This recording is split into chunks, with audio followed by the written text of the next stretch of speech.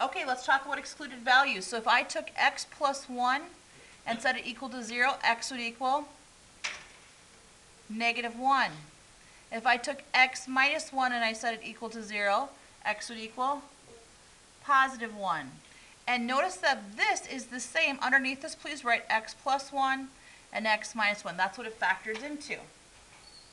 So again, the x plus 1 is already represented with the -1, and the x minus 1 is already represented with the +1. So whatever my answers are, it cannot be a -1, it can't be a +1. Okay. So x plus 1, x minus 1, and I already have this factored.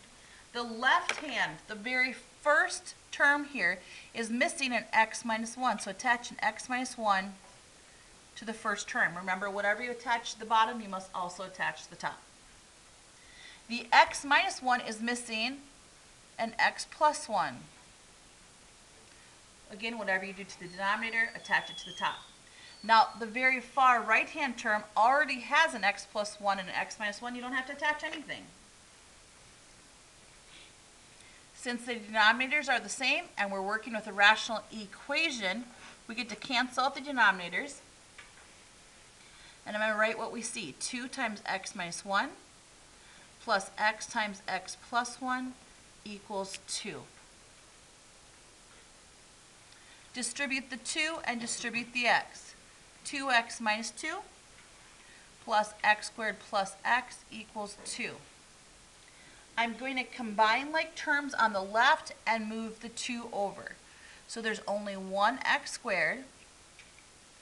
Positive 2x and positive 1x is 3x. And when this 2 comes over, it becomes negative.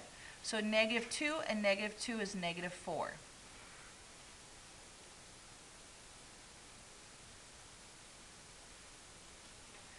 What multiplies to equal -4 and combines to give you +3?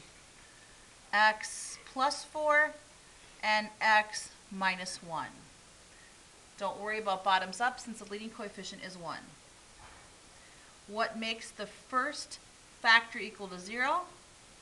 X equals -4 and x equals +1. If this was your final answer, you would have points deducted. Not because you did any math wrong, but you have to look up to the excluded values. This cannot be considered as a final answer, so cross it out.